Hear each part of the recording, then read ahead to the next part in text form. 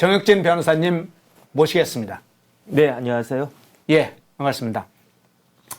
어제 상당히 사실 잠을 자기 전까지만 해도 이 사건을 잘 몰랐었어요. 자고 네네. 나니까 새로운 사건이 터졌네요. 이 라임 사태. 우선 라임 사태가 어떤 사건입니까? 헤지펀드 관련된 사건으로만 대략 알고 있는데. 그러니까 라임 사태가 이제 속여가지고 그 투자자들을 속여서 마치 그 좋은 데에다가 투자하는 것처럼 그 사람들을 속이고 그 다음에 이렇게 속일 때에는 되게 어떤 식으로 속이느냐, 이게 그 좋은 그 이유를 좋은 수익을 내게 해주겠다, 이런 식으로 돈을 갖다가 모은 다음에 이걸로 마음대로 그냥 쓰는 거죠. 그런데 그 라임 사태 핵심이 김봉현 회장이라고 하는 사람인데, 이 김봉현 회장이 스타모빌리티라고 하는 그 회장 아니었겠습니까? 그런데 결국은 그 김봉현 회장이 그 작년 2023년 12월 28일에 그 최종심 대법원 판결을 받았어요. 그런데 그 대법원 판결의 내용이 징역 30년이었어요. 그러면 김봉현 회장이 한 50대 정도 될 텐데, 이게 이 사람이 꼬박 그걸 갖다가 풀로 이제 그 징역을 살면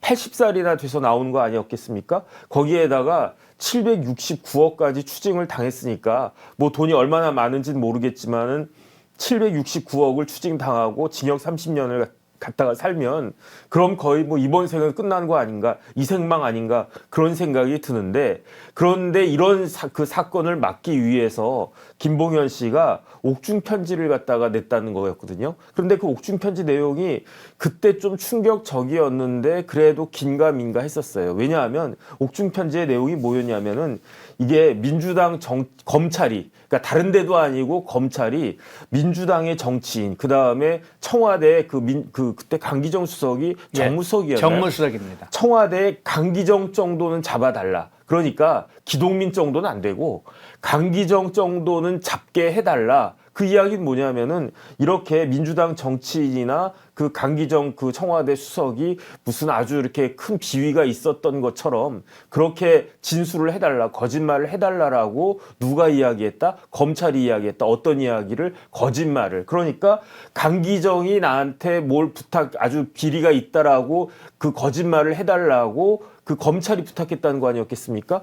그러면 2020년 10월이면요. 지금 생각해보면 벌써 꿈 같은 이야기인데, 그 당시는 문재인 대통령의 인기가 하늘을 찌르고 검찰 개혁 해야 한다라고 막 그러고 그럴 때 아니었겠습니까? 그 다음에 이제 조국 전 장관은 이제 그 법무부 장관에서 이제 물러났고, 그 다음에 2020년에 총선에서 그 180석 넘게 얻었기 때문에 아주 분위기가 그냥 하늘을 찌를 때였는데, 그럴 때 그 김봉현 씨가 이러한 옥중 편지를 딱 내보내니까, 그러니까 이게 그야말로 그 불난데 기름 부은 것과 같은 그러한 그 역할이 있었는데, 결국은 이게 흐지부지가 됐었어요. 왜냐하면 여기에 이어가지고 또 다른 폭로나 그런 객관적인 사실관계가 드러나야 되는데 전혀 그런 게 없었단 말이죠. 그러면서 흐지부지가 되고, 그 와중에 김봉현 씨가 이제 1심 재판 판결받고 항소심 판결받고 해가지고 그 대법원까지 판결을 받았는데, 아마 김봉현 입장에서 보면은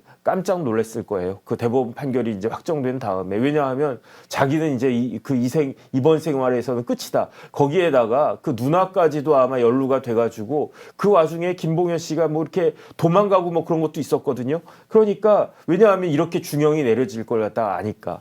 그래서 이제 김봉현 씨가 작년 12월 28일에 대법원 선고가 확정이 딱 됐으니까 지금으로부터 한 2달 반 정도 지난 그 시점 아니겠습니까? 예. 2달 반 동안 대법원 판결이 지난 뒤 2달 반 동안에 도대체 내가 무슨 짓을 한 건가, 무슨 일이 벌어진 건가 생각을 해보면서 이 옥중 편지가 다시 생각이 났던 것이 아닌가, 저는 그런 생각이 들어요. 그러면서 야, 민주당에서 이렇게 이야기하면 마치 무슨 좋은 일이 있을 것처럼 그렇게 나한테 거짓말을 갖다가 했는데 그게 다 도루묵이었구나. 나는 그야말로 뭐 물론 이제 김봉현 씨가 아주 이렇게 그 심각한 범죄 행위를 저질러서 굉장히 많은 사람들한테 엄청난 피해를 입힌 거는 사실인데, 그런 나를 또 이용해가지고 민주당 사람들이 정치적으로 나를 이렇게 이용해 먹으려고 했구나. 그런데 이 부분에 대해서는 내가 참지 못하겠다 이런 게 아니고, 다른 걸 다 떠나서 이런 일이 있었다라고 하는 진실은 밝혀야 되겠다라고 생각한 것이 아닌가 저는 그런 느낌이 듭니다.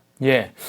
그러니까 4년 전 2020년 10월에 김봉현 씨가 옥중 편지를 공개했는데 그 옥중 편지의 핵심적 내용은 검찰이 자신을 회유했다. 어떤 내용으로 민주당 정치인들과 청와대 강기정 수석 정도를 잡아주면 보석 재판을 받게 해주겠다. 이렇게 회유를 했다. 그리고 또 하나의 중심 내용은 국민의힘 쪽 로비도 얘기했지만 오직 민주당 정치인만 수사가 진행됐다. 이런 내용으로 검찰에서 회유를 했다. 그리고 검사에게 술 접대를 했다. 뭐 이런 식으로 민주당 측에서 검찰이 그런 걸 하도록 회유를 했다는 내용이 핵심적 내용이죠. 네네. 그런데 이걸 누가 회유를 했다는 것입니까? 그래서 누가 등장하냐면요. 변호사가 등장을 해요. 이모 변호사라는 사람이 등장을 하는데 제가 조금 전에 말씀드리지 않았습니까? 2020년 10월이라고 이 옥중 편지가 오픈이 된 게. 그런데 그 이 변호사라고 하는 사람이 2010년 9월 그러니까 옥중 편지가 오픈되기 한 달 전에 거의 매일같이 그 김봉현을 갖다가 찾아와가지고 회유를 했다는 거예요. 그래서 지금 이제 허현준 앵커가 이야기한 것처럼 이렇게 잘해주면 당신 풀려날 수 있다. 왜냐하면 깜빵에 있는 사람들은 감옥에 있는 사람들은 하루라도 빨리 나오는 게 진짜 최대의 그 소원이거든요. 목표거든요. 그런데 당신이 이렇게 좀 협조만 해주면은 보석이 될 수 있게 해주겠다. 이렇게 이야기를 갖다가 한 건데 그렇게 회유를 했다라고 하는 건데 그런데 이 변호사가 어떤 사람이냐면은 민생경제연구소에서 간부로 그 활동하던 사람이었어요. 그런데 이 민생경제연구소는 어떤 곳이냐? 대표가 누구냐? 안진걸 소장이거든요. 그런데 안진걸 소장은 누구냐면 이렇게 굉장히 무슨 그 민주당 관련된 집회 같은 거 하면 맨 앞에 나와가지고 빠지지 않고 나와가지고 연설하고 주도하고 그런 사람 아니겠습니까? 그런데 이 안진걸 대표가 중대 출신이에요. 그렇기 때문에 이재명 대표하고 학연으로 얽혀 있고 이재명 대표가 굉장히 이재명 대표와 가까운 그런 사이이다. 그렇다라고 하면 결국은 이러한 이모 변호사는 그 안진걸 그 민생경제연구소 소장을 통해 가지고 민주당과 연결되어 있는 사람이 아니냐. 그러면 민주당에서 이런 회유 공작을 했다라고 볼 수 있는 것이 아닌가. 이런 부분들에 대한 의심이 굉장히 합리적이고 강하게 들기 때문에 이 부분에 대한 수사가 반드시 이루어져야 될 것이다 생각이 됩니다. 예. 뒤에서 안진걸 문제를 한번 좀 다시 다뤄보겠습니다. 안진걸 민생경제연구소 소장. 안진걸이 어떤 인물이고 대체 어떤 식으로 이 사건에 개입했는지를 안진걸 민생경제연구소 소장 다룰 텐데 그 전에 우선 주요 관계자들의 문제를 조금 더 다뤄야 되기 때문에 다른 문제를 한번 여쭤볼게요. 여기에 이제 이 사건이 옥중 편지가 나오면서 당시 추미애 법무부 장관도 이 사건에 개입을 한 것이죠. 그렇죠. 이게 이 편지가 공개가 되자마자 마치 기다렸다라고 하는 듯이 추미애 전 장관, 추미애 법무부 장관이 이게 이제 검찰 게이트라고 민주당에서 주장을 갖다가 하면서 그러면서 어떤 일이 있었는가? 그때 추미애 법무부 장관하고 검찰총장이 누구였는가? 윤석열 검찰총장이었거든요. 윤석열 검찰총장의 수사 지휘권을 그냥 박탈해버려요. 그러면서 여기에 대해서 감찰을 갖다가 해야 된다. 근데 그때 감찰 담당관이 누군가? 박은정 부장검사였거든요. 그래가지고 이 김봉현 씨 이야기에 따르면은 박은정 그 검사가 그 담당관이 찾아와가지고 당신이 검찰 개혁의 1등 공신이다. 라임 사태라고 하는 우리나라 일반 진짜 서민들의 돈을 엄청나게 이제 피해를 입힌 사람 보고 당신이 검찰 개혁의 1등 공신이다라고 추켜 세우면서 그 이야기는 뭡니까? 이걸 누가 합니까? 김봉현 씨는 이것이 거짓말이라고 하는 것을 누구보다도 잘 알고 있는 거 아니겠습니까? 진실을 아는 사람이니까. 그런 사람 보고 박은정 부장검사가 와가지고 당신이 검찰개혁의 1등 공신이래. 그럼 무슨 말입니까? 내가 지금 거짓말하고 있는데 내가 공신이래. 그러면 말이 되겠습니까? 내가 진실을 이야기하고 그런 상황에서 검사든 누구든 찾아와가지고 민주당 국회의원이든 부장검사든 찾아와가지고 저를 치하한다라고 하면 예컨대 조명현 씨한테 사람들이 찾아와가지고 당신 어려운 결심을 갖다가 했다 이렇게 진실을 밝혀줘서 우리나라가 조금이라도 밝아지는데 보탬이 됐기 때문에 정말로 당신 큰일을 했다. 저라도 그런 이야기 하겠거든요. 그러면 조명현 씨 입장에서는 그래 내가 그렇게 두려운 마음을 가지고 그 폭로를 갖다가 했는데 진실을 밝혔는데 역시 잘한 거였구나 라는 생각을 하지 않겠습니까? 그런데 김봉현이 조명현 씨하고 뭐 같습니까? 끝은 현으로 끝나니까 뭐 그래서 같은 건가? 김봉현은 지금 거짓말하고 있는 거예요. 그런데 거짓말하고 있는 사람 보고 부장검사라고 하는 사람이 찾아와가지고 당신이 검찰개혁의 1등 공신이다? 들으면서도 아마 김봉현이 속으로 웃었을 거고 야 내가 거짓말하니까 부장검사님까지 찾아와가지고 나를 칭찬해 주니까 내가 이번에 뭐 잘하면 무죄도 나올 수 있고 잘하면 형도 좀 이렇게 싸게 나올 수 있고 그럴 거다라고 기대를 했는데 결과는 어떠했는가? 징역 30년 나왔어요. 그러니까 검찰개혁의 1등 공신이 징역 30년 받습니까? 이런 것들이 말이 안 되는 거고요. 심지어 김봉현 씨가 뭐라고 이야기했느냐?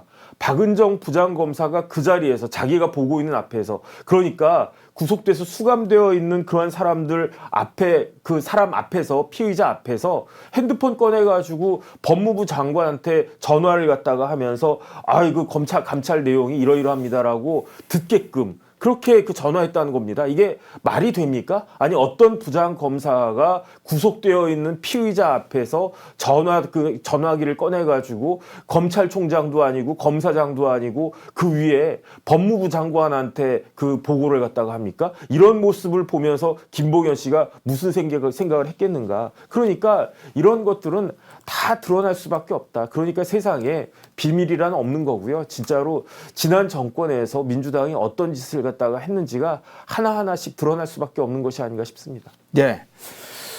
추미애 법무부 장관 그리고 박은정 당시의 감찰 담당관 지금은 이제 박은정 부장검사죠.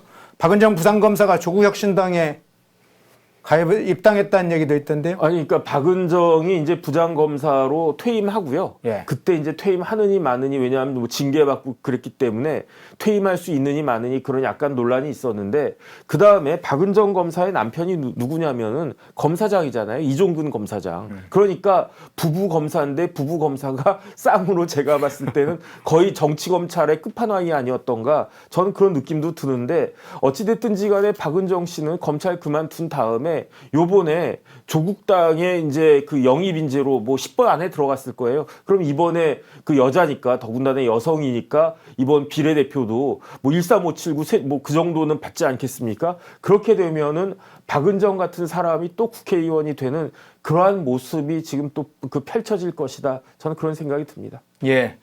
추미애 법무부 장관이 당시 윤석열 대통령의 수사지휘권을 박탈한 것, 그리고 박탈한 것에 머무르지 않고 검찰에 법무부에서 감찰하도록 지시했죠. 감찰 지시한 부분. 박은정 부장검사가 또 이 추미애 장관에게 관련해서 감찰 내용 했던 걸 좀 자세히 정치인 변호사께서 이 얘기를 해주셨고요. 자, 다른 인물로 넘어가 볼까요? 안진걸 민생경제연구소 소장으로 알려져 있죠. 이 안진걸이 이번 사건에는 그러면 어떤 식으로 개입을 했습니까? 안진걸 씨가 그 대학을 어디 나왔냐면 중대 나왔다고 제가 말씀드렸잖아요. 네. 무슨 과를 나왔냐면 중대 법대를 나왔어요. 그러니까 안진걸 씨는 이재명 대표의 중앙대 법대 직계 후배예요. 직계 후배인데 그 경력을 갖다 쭉 보면 시민단체 활동을 많이 했어요. 어디에서? 참여연대에서. 참여연대에서 아마 간사부터 시작을 했던 것 같아요. 그러면서 참여연대에서 간사부터 시작해서 팀장도 하고 그 다음에 뭐 협동사무처장도 하고 공동사무처장도 하고 시민위원회 위원장도 하고 어쨌든 그렇게 참여연대의 핵심적인 인물로 활동을 갖다가 하고 그러면서 본인의 연구소를 갖다가 만들었는데 그 연구소가 뭐냐면은 민생경제연구소예요. 이 민생경제연구소를 만들었는데 이 민생경제연구소에서 우리나라의 민생 그러니까 일반 서민들의 삶에 대해서 어떻게 하면 실질적인 도움을 줄 것인가 그런 부분들보다는 오히려 지금 하는 거 보면요. 김봉현 씨가 이야기하는 바가 뭐냐면은 이 안진걸의 민생경제연구소는 정치 공작의 선봉대다. 민주당의 정치 공작의 선봉대다. 그 다음에 결국은 모든 정치 공작과 집회와 고소 고발을 남발하는 그 주체가 된다. 이렇게 김봉현 씨가 지금 이야기를 갖다가 하는 거고, 그 다음에 이제 그 대상이 바로 내가 그 대상이었다라고 김봉현 씨가 지금 그 주장을 하고 증언을 갖다가 하는 겁니다. 그러니까 이 부분에 대해서 민생경제연구소하고 안진걸 소장은 명확하게 입장을 밝혀야 되는 것이 아닌가 그런 생각이 들고요. 그다음 좀 전에 말씀드린 바와 같이 이렇게 김봉현 씨하고 직접적으로 컨택했던 사람이 이모 변호사라고 한 사람인데 그 이모 변호사가 다름 아닌 이와 같은 민생경제연구소의 핵심 간부였다는 거 아니겠습니까? 이 부분에 대해서 그 관계자들의 명확한 해명이 있어야 될 것이라고 생각이 됩니다. 예, 안진걸 민생경제연구소 소장, 중앙대 법학과 91학번이죠. 주사파 운동권 출신입니다. 왕성하게 중앙대에서 김일성주의자로서 NL 운동을 했던 사실 90년도 초반에 핵심적인 활동가였었습니다. 말씀하신 대로 참여연대에서 이제 사무처장까지죠. 사무처장은 참여연대에서 2인자입니다. 실제로. 참여연대를 이끌어가는 사실상 중심 인물이었죠. 뭐 김기식, 뭐 이런 사람들이 다 사무처장 출신입니다. 그런데 이 안진걸이 어떤 역할을 했냐면 과거에도 광우병 국민대책회의 조직팀장을 해서 광우병을 이끌었던 당사자이기도 하고요. 세월호 사건을 발생했을 때 세월호의 핵심적 또 담당 책임하면서 세월호 촛불 문화제 이런 걸 주도했던 인물이죠.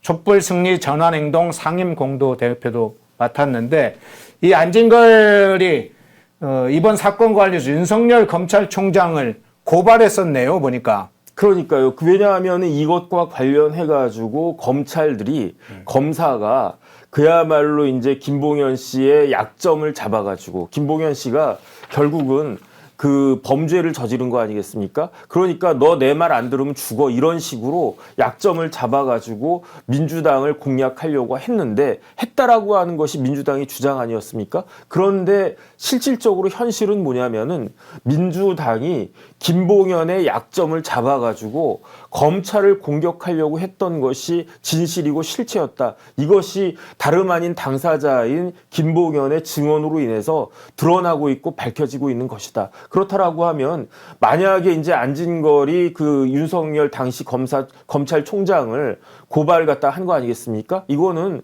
무고죄도 될 수가 있고요. 여기에 대해서 명확한 형사처벌이 이루어져야지 우리나라가 요만큼이라도 더 투명해지고 요만큼이라도 더 깨끗해지는 것이 아닌가 저는 그런 생각이 듭니다. 예, 그 고발 사건 제가 간단하게 한번 사례를 소개를 해볼게요. 안진걸 민생경제연구소장이 2020년 12월 1일에 윤석열 검찰총장을 라임 사건 모해 위중 교사 혐의로 고발을 했습니다. 그러니까 이 사건 10월에 옥중 편지가 나온 후에 12월 1일에 윤석열 검찰총장을 모해 위중 교사 혐의로 고발을 했고요. 이것만 있었던 게 아니라 2020년에 이것 포함해서 3건의 고발건이 있었는데 이제 12월 1일 모해 위중 교사 혐의 고발 전에 11월 26일에는 무슨 사건으로 고발을 했냐면 조국 전 장관 가족 과잉 수사, 그다음에 나경원 전 의원과 최성해 전 동양대 총장 수사 고의 지연 이런 등의 혐의로 윤석열 검찰총장 포함해서 4인을 서울중앙지검에 고발한 건도 있고요. 12월 8일에는 조선일보 방씨 일가 비호 및 직무유기, 탈원전 수사, 직권남용, 대검 사주직화, 감찰 방해 등 혐의로 윤석열 검찰을 당시에 검찰에 고발했습니다. 그러니까 이 안진걸 소장은 단순한 인물이 아니라 이재명에 아주 가까운 후배이고 인물이기도 하고 이런 사건이 발생했을 때마다 민주당이나 그 관련된 정치 세력과 연계되어서 이 윤석열 검찰총장의 수사지휘권도 박탈되고 감찰 지시도 감찰도 이루어지고 윤석열 검찰을 쫓아내는데 이 고발 사건을 등을 다양한 형태로 고발을 해서 윤석열 검찰총장을 압박하고 몰아내려는데 동참했던 핵심적인 인물이죠. 이 인물을 좀 안진걸 소장의 이 사건 관해서 상당히 밖에서 중요한 역할을 했기 때문에 좀 이야기를 했고요. 앞서 얘기했던 것처럼 이모 변호사도 민생경제연구소 간부로 활동하면서 이 세력이 상호 간에 상당한 협의를 했을 걸로 보입니다. 안진걸, 이모 변호사, 민주당 이 측이 굉장히 유기적으로 아마 협의하고 협조 체계를 갖췄을 것이라고 봐요. 최근에 양평고속도로 작년에 됐을 때도 민주당이 공세를 폈을 때 안진건이 양평에 가서 본인이 막 기자회견을 하기도 하고 그랬습니다. 그렇게 아주 유착 관계가 깊게 형성되어 있는 인물 중에 하나입니다. 자, 다음으로 좀 넘어가 볼게요. 그 사건을 보니까 김용민 입법 청탁 관련된 문제도 있던데요. 그러니까 한 말씀만 더 드리면 네. 이게 얼마나 악의적이냐면 검찰총장을 모해 위증 교사로 고발한 거예요. 네. 이게 뭐냐면은 위증을 교사했다라고 해서 고발한 거 아니겠습니까? 그러면 검찰총장이 직접 수사에 관여한 것과 같은 이미지를 주는 거예요. 그러면 수사를 할 때 검사가 주임 검사가 있고 그 위에 부장 검사, 차장 검사, 검사장 그 다음에 이제 검찰총장이 있는 건데 위증 교사라고 한다라고 하면은 이게 누가 위증 교사를 합니까? 만약에 위증 교사가 있다고 하더라도 주임 검사가 김봉현 불러가지고 야 내가 이러이러하게 해줄 테니까 이거 이렇게 해라 이런 정도가 되는 게 사실은 상식적인데 그런데 단순한 부장 검사도 아니고 차장 검사도 아니고 검사장도 아니고 검찰총장이 위증 교사를 갖다가 했다? 그러면 검찰이라고 하는 조직 전체가 김봉현에게 압박을 넣어가지고 거짓말을 하도록 그렇게 만들었다라고 한 뉘앙스를 갖다가 주는 거거든요.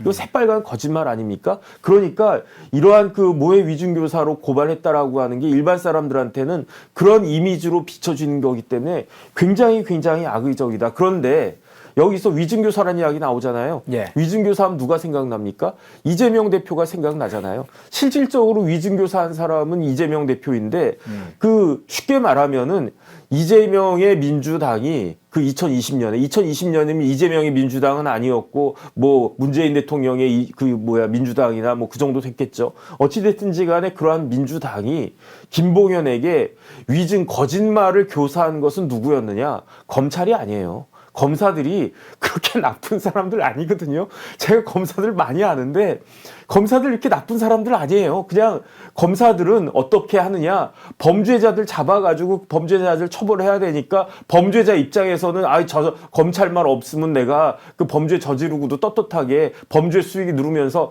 편안하게 살 수 있는데 저 검사놈들 때문에 내가 이 모양이 됐다. 검사 뭐 이렇게 범죄를 저지른 그런 범죄자들이나 아니면 뭐 정치인들이나 그런 식으로 이야기를 하면서 막 호도하기 때문에 검사들은 악역을 맡았을 뿐이지 악인은 아니란 말이에요. 그러면 누가 악인인가? 범죄를 저지른 사람이 악인 아니겠습니까? 범죄를 저지른 사람이 누굽니까? 범죄 혐의자가 누굽니까? 이재명, 조국, 황운하 이런 사람들이 범죄 혐의자 아니겠습니까? 그럼 범죄 혐의자들이 자신의 범죄 때문에 검찰이 나쁜 놈이라고 이야기를 갖다가 하는데 왜 그런 프레임에 우리나라 국민들이 다 속아 넘어가야 되는지 말이 안 된다라고 저는 생각을 하고요. 더 이상 이런 프레임에 더 이상 빠져들지는 않을 것이다. 이제 우리나라 국민들이 얼마나 똑똑한 국민들인데 저는 그런 생각을 갖다 하고 기대하고 있습니다. 예, 넘어가기 전에 댓글 좀 읽어드려야 되겠네요. 가을이님이 입법기관 국회가 범죄자 도피처가 되고 있는 이 나라 무지 걱정됩니다 해주셨고요. 성님께서 가족범죄단 그들이 정치계에 사라져야 대한민국이 발전하고 국민들이 편안해집니다 이렇게 의견을 주셨고요. 이종문님이 허현준 앵커 김법전과 함께 대한민국을 바로죠. 김법전이 누구죠? 정법전 혹시 우리 정익진 변호사님 김법전 유튜브 김법전도 만들었습니까? 아니요, 저희 김봉현 씨 이야기하는 겁니까?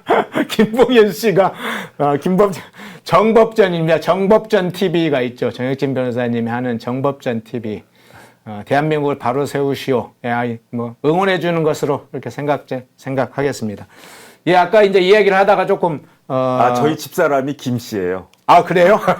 그럼 김법전 TV 또 하나 나오는 거예요? 모르겠습니다. 이야기를 좀 이어가 보겠습니다. 민주당 의원들이 사실은 이 청탁성 입법을 했다. 뭐 이런 얘기도 좀 나왔습니다. 김용민 의원 등 민주당 의원 12명이 나왔다고 했는데 그 내용은 어떤 내용인가요? 그러니까 이거 형사소송법을 개정해가지고 말도 안 되는 거거든요. 아니 범죄를 하나만 저지른 줄 알았는데 추가로 2개, 3개 저질렀다. 그러면 그 부분에 대해서도 수사받고 그다음 처벌받아야 되는 거 아니겠습니까? 김용민 의원이 변호사잖아요. 그런데 김용민 의원이 형사소송법 개정안을 냈어요. 어떤 개정을 냈느냐? 이미 구속돼가지고 그 기소돼서 재판받고 있는 피고인은 범죄 혐의가 추가로 드러난다고 하더라도 추가 구속영장이 발부가 되지 않게끔 그렇게 이런 말도 안 되는 형사소송법 개정안을 발의했는데 이게 발의는 됐지만 통과가 안 돼가지고 다행히 형사소송법이 그렇게 개정되진 않았는데요. 사실은 지금 굉장히 큰 문제입니다. 뭐가 문제냐면은 옛날에는 어떻게 되어 있었느냐. 검사 앞에서 진술한 진술 조서는 특별한 사정이 없는 한 증거 능력이 인정이 됐었어요. 그 증거 능력이 인정이 됐다라고 하는 건 뭐냐면은 재판이 빨리 진행될 수 있다는 이야기거든요. 그런데 형사소송법이 개정이 돼서 검사가 작성한 피의자 신문 조서도 그 피고인이 범죄자가 이걸 갖다 부인해 버리면 그러면은 증거 능력을 인정받지 못하게 지금 그 변화가 돼가지고 그렇게 되니까 형사 재판이 어떻게 되냐면은 무조건 다 부인하는 거예요. 그럼 어떻게 됩니까? 이전에 조사받았던 사람들이 다시 다 불려 나와가지고 증인으로 불려 나와가지고 다시 판사 앞에서 증언한 것과 검사 앞에서 이야기한 것과 똑같은 내용을 계속 해야 돼요. 그러면은 재판이 이것 때문에 2배, 3배가 늘어나요. 그런데 뭐가 문제냐면은 1심에서 구속기간이라고 하는 게 있지 않습니까? 예. 각 재판마다. 그러니까 구속기간이 다 지나가 버려가지고 1심 재판 받는 기간 동안에 구속기간이 다 넘어가 버려가지고 다 풀려 나와요. 특히 뭐가 문제가 됩니까? 정치인들 풀려 나오죠. 지금 뭐 정진상도 풀려 나와 있지 않습니까? 그 구속됐던 사람들이거든요. 그 다음에 더 문제가 되는 건 뭐냐면은 간첩들도 지금 다 풀려 나와 있어요. 이런 식으로 지금 형사소송법이 개정이 되어 있어서 이 사람들은 1심 판결 나오기 전까지만 어찌어찌 시간만 질질질 끌면은 그러면 나 풀려 나올 수 있다. 이화영도 좀 있으면 풀려 나올 수 있어요. 지금 이런 식으로 형사소송법이 개정되어 있는데 우리 현실과 전혀 맞지 않는 그러한 거고요. 얼마 전에 모성준 부장판사라고 하는 분이 책을 갖다가 냈는데 이런 걸로 인해 가지고 우리나라 사기 사건들에 대한 재판이 너무 지금 지연이 되고 있어서 피해자들의 추가 피해, 피해자들이 어떻습니까? 사기를 당했어요. 그럼 얼마나 피해가 큽니까? 그런데 재판이라도 빨리빨리 진행돼서 일부라도 그 사기꾼한테 돌려받아야 되는데 지금 우리나라 법적 시스템이 옛날 같지 않아가지고 그 시스템이 지금 망가져 버려 있어요. 그러니까 피해를 당했는데 거기에다가 추가적으로 속 터지는 그런 피해까지 입게 되는 그런 나라가 지금 우리나라가 되어버렸다. 이런 사실들을 우리 국민들 명확히 알아야 되고요. 그 다음에 이제 만약에 이번에도 국회가 또 여소야대가 된다든지 이렇게 돼가지고 이러한 지금 문제들이 해소가 되지 않으면은 그로 인한 피해는 오로지 국민들한테 갈 것이다. 저는 그렇게 확신하고요. 어떤 국민들한테 가겠습니까? 잘 먹고 잘 살고 뭐 국회의원이고 재벌이고 뭐 이렇게 뭐 변호사고 의사고 이렇게 잘 나가는 사람들은 피해를 별로 입지도 않고요. 피해를 입어도 나름대로 이렇게 이걸 갖다 해결할 수 있는 능력이 있는데 일반 서민들은 이전보다도 훨씬 더 어려움에 처해지게 될 것이다. 이거 제가 말씀을 드리는 거고 그렇기 때문에 이 부분들에 대해서 진짜로 요번에 이제 선거가 잘 이루어져야 된다라고 저는 생각합니다. 네. 입법, 청탁성 입법, 이런 현재 기소돼 재판을 받고 있는 피고인에게 추가 구속영장을 발부할 수 없도록 하는 내용의 형사소송법을 개정한다.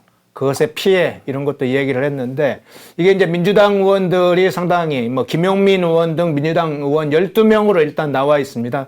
그 명단을 하나하나 저희가 지금, 아침에 이 소식이 지금 알려져서 다 확인을 못 했는데, 민주당 의원들도 문제지만, 이 과정에서 조국 법무부 장관, 황희석 당시의 법무부 인권국장, 이런 사람들도 이 문제에 관련해서, 청탁입법에 관련해서 관여한 흔적이 지금 그 부분에 그 내용도 있네요. 그러니까 이제 황희석이 어떤 사람이냐. 서울대 법대 8호학번인가 그럴 텐데요. 사실 서울대 법대 운동권의 대부 같은 사람이에요. 그랬는데 이제 뒤늦게 사법시험 봐가지고 이제 변호사가 됐는데 그렇게 변호사 활동을 하다가 지난 정부의 법무부 들어와가지고 무엇을 했는가? 인권국장을 했어요. 근데 말은 인권국장이지만 제가 봤을 때 실질적으로 법무부에서 굉장히 중요한 역할을 한 것이 아닌가 저는 그런 생각이 들고요. 그 다음에 이제 그 황희석 변호사가 이러한 식으로 이제 형사소송법이 개정되고 법무부가 움직이는데 큰 역할을 갖다가 했던 것으로 의심이 되고 이런 부분들에 대해서 이제 김봉현 씨도 그런 이야기 들었겠죠. 뭐 이렇게 황희석이라고 한 이름을 너머라도 이제 듣지 않았겠습니까? 뭐 이 변호사가 이야기했을 수도 있고 뭐 박은정 부장검사가 이야기했을 수도 있고 이러한 이야기들에 대한 그 증언이 김봉현 씨에 의해서 이루어질 것이다라고 생각이 됩니다. 네. 조국 전 법무장관, 황희석 법무부 인권국장 이런 사람들이 김봉현 씨에 의하면 이모 변호사 이 사건의 최초 효유 공작에 참여했던 민주당 측 이모 변호사가 황희석 전 법무부 인권국장을 만났고 조국 전 법무장관을 함께 만났다. 이런 내용이 지금 보도가 됐고요. 조국 전 장관이 직접 국회의원들에게 연락을 해서 법안 발의가 조속히 진행될 수 있도록 도와달라. 그리고 도와준다고 말했다. 뭐 이런 내용까지 폭로가 됐습니다. 조국 혁신당이 아주 짧게 현재까지는 입장을 냈습니다. 김봉현 씨의 주장은 허위이다. 뭐 구체적으로 어떤 게 허위인지 이런 것에 상세하게 이야기를 안 했어요. 다만 간단하게 허위라 뭐 이런 내용만 밝혔습니다. 상세하게 밝혀야 될 것 같습니다. 왜냐하면 이게 조국과도 조국 전 법무부 장관도 관련돼 있지만 여기에 지금 앞서 이야기했던 박은정 씨라든가 여러 인물이 관련돼 있고 단순히 이 당사자들 개인만이 아니라 이 사건은 2020년도 즉 민주당에 집권했을 시기에 약 집권 2년에서 3년 차 그 시기 아닙니까? 그렇죠. 핵심적으로 문재인 정부 시기에 발생했던 중대 사건이었죠. 윤석열 검찰총장의 사실은 수사 지휘권도 박탈하는 그런 사건이기 때문에 이 사건 한번 더 재조명해봐야 되는 거 아닙니까? 그런데 참 이게 참 그 세상살이라고 하는 게 세옹지마이고 뭐 그런 것 같아요.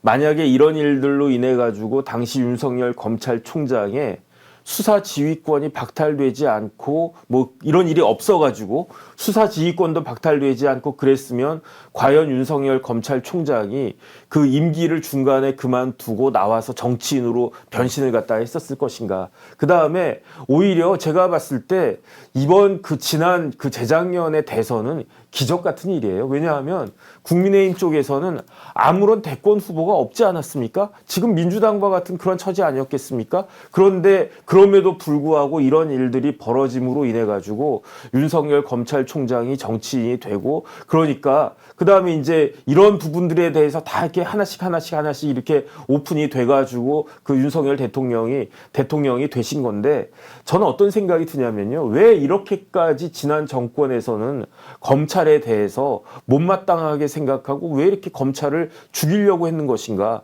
그게 참 이해가 안 되거든요. 왜냐하면 검찰이라고 하는 것은 그 국가의 정권의 칼 아니겠습니까?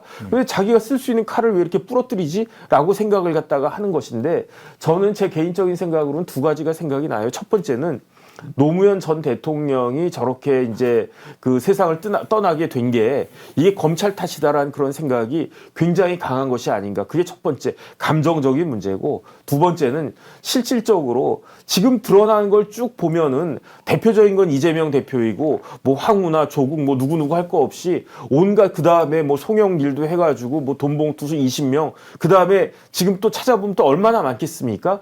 그런 식으로 민주당에 범죄가 너무너무 많기 때문에 그 범죄의 전문가인 범죄를 밝혀내고 처벌하는 전문가인 검찰을 없애거나 아니면 그 수사권을 완전히 박탈해야 내가 다리 뻗고 잘 수 있겠다라고 생각을 했기 때문에 이렇게 굳이 뭐 김봉현 씨 같은 사람한테 이렇게 이야기해가지고 뭐 이렇게까지 할 필요가 있었겠습니까? 그러니까 이런 부분들에 대해서 그런데 결국은 이러한 행위가 그 자신의 발등을 갖다가 찍은 것이 아닌가. 거기에다가 이제 조국 전 장관이 이런 식으로 또 이제 낙마하고 이렇게 그 뭐라 그럴까 이제 망신당하고 이런 걸 딱 보면서 여기에 이제 검찰에 대한 그 불만과 반감과 뭐 그런 것들이 더 증폭됐을 거다라는 그런 생각은 드는데 결국은 이렇게 하다가 민주당이 정권 뺏긴 것이다. 저는 그런 생각 듭니다. 예. 그러면 지금 이 사건을 쭉 전체적으로 살펴봤습니다. 이 관련자들이 상당히 많이 있습니다. 지금 앞서 그 순서대로 이야기를 하면 회유 공작의 1차적 당사자 이모 변호사, 민주당 측 인사라고 지금 알려져 있죠. 네네. 이모 변호사, 민생경제연구소, 그다음에 추미애, 박은정, 안진걸, 김용민 등 민주당 의원, 입법 청탁자, 조국, 황희석 이 관련자들이 상당히 많은데 이런 유형의 사건은 이게 경찰이나 검찰의 수사로서 이걸 풀 수 있습니까? 아니면 국회에서 국정조사라든가 이런 사건으로 이 사건을 풀 수 있습니까? 아니 수사하면 되죠. 수사를 해. 지금 같은 상황에서 국정조사가 제대로 되겠습니까? 여소야대인데. 네. 그런데 제가 이상하다 궁금하다라고 생각했던 게 왜 조국당에 사람들이 저렇게 몰리나 그런 생각을 했는데 내가 조국당의 비례로 그 신청을 하면 좀 순번이 낮아도 나도 국회의원이 될 수 있겠다라는 기대를 하는 것 같아요, 사람들이. 왜냐하면 그 중간에 국회의원 배지 떨어질 사람들이 한둘이 아니지 않습니까? 당장 제일 먼저 떨어질 사람은 조국 대표이고 그 다음으로 떨어질 사람 누굽니까? 황운하 의원이 될 거고 그 다음에 박은정 그 검사 같은 경우도 만약에 이제 그 우선순위를 갖다가 받는다고 해도 이런 일들이 하나하나씩 다 밝혀지게 되면은 처벌받을 가능성이 높아지지 않을까. 그러면 재판이 빨리빨리 진행이 되면 박은정 검사 자리도 날아가게 되면 그 뒷번호들이 예컨대 10번까지 당선이 됐다 그러면은 11번, 12번, 13번 이 순위에 있는 사람들은 언제나 내 차례가 올까? 감이 언제나 떨어질까? 그거 기다리고 있는 거 아닌가? 그런 생각이 드니까 이렇게 사람들이 조국당에 이렇게 몰려드는 것이 아닌가? 참 블랙 코미디도 이런 블랙 코미디가 없겠다는 생각이 듭니다. 예. 저희 그 최미사님이 영화 같음이라고 해주셨네요. 영화 아수라 있죠. 예. 이재명의 그 범죄 행위와 아주 유사한 그 영화 아수라, 사건의 진행, 사건 당사자의 구성, 사건의 내용 이런 것들이 너무나 이렇게 판박이일 정도로 아수라 영화가 나왔었죠. 그래서 상당히 많은 분들이 그 이재명 대장동부터 여러 사건 할 때 아수라 얘기를 하는데 이 사건도 한편의 영화가 될 만하네요. 라임 무슨 영화를 만들어야 됩니까? 영화보다도 더 영화 같은 일이 벌어지고 있는 것 같아요. 그 다음에 라임도 그렇고 옵티머스도 그렇고 지난 정권에서 이게 조단위의 피해를 입힌 사건이거든요. 그러면 말이 조단위지 여기에 대해서 얼마나 많은 사람들이 얽혀 있겠습니까? 조라고 하는 거는요. 1억이 많이 모여야지 조가 되는 거예요. 그러면 피해를 입은 사람이 1억 피해를 받은 사람이 10,000명이란 이야기 아니겠습니까? 그런데 이것과 관련해 가지고 제대로 된 수사가 이루어졌는가? 물론 이제 김봉현 씨 같은 사람 이제 4년형, 4년이 아니라 30년형 받고 그랬지만 옵티머스나 여기 이 부분에 대해서 수사가 아직 완벽하게 이루어진 게 아니거든요. 그렇죠. 빨리 제대로 된 수사가 이루어져야 될 것이다. 전 참 안타까운 마음입니다. 예. 옵티머스까지 하면 굉장히 많은 걸 또 다뤄야 되기 때문에 오늘은 라임, 김봉현 씨, 이 라임 사태의 주범 김봉현 씨의 폭로로 이루어진 민주당의 정치 공작 어떻게 진행됐는지 서신을 옥중 편지로 나왔습니다. 이게 일부입니다. 사실은 이제 아주 상세하게 이야기하면 더 자세한 여러 가지 관계된 내용들이 많이 더 드러날 것이고 이 관련자들을 수사하게 되면 당시에 언제 누구를 만나서 어떤 협의를 했고 이런 것들이 상세하게 나오겠죠. 어쨌든 이 사안은 수사 사안으로 본다고 지금 정혁진 변호사님이 말을 했으니까 이 사건은 라임 사태의 새로운 제2 3국면으로 좀 넘어가는 것 같습니다. 라임 사태, 민주당 정치 공작 좀 먼저 다뤄봤고요. 모두가 숨죽이고 침묵하던 시절 펜앤마이크는 앞장서 자유와 민주를 외쳤습니다. 자유파 정권 탄생을 위해 싸웠습니다. 2024년에도 펜앤마이크는 쉼없이 달려갑니다. 2024 총선 자유파 승리를 위해 노력하겠습니다. 자유민주주의 체제수호의 선봉이 되겠습니다. 왜곡된 대한민국 역사를 바로 세우겠습니다. 2024년에도 펜앤마이크를 응원해 주십시오.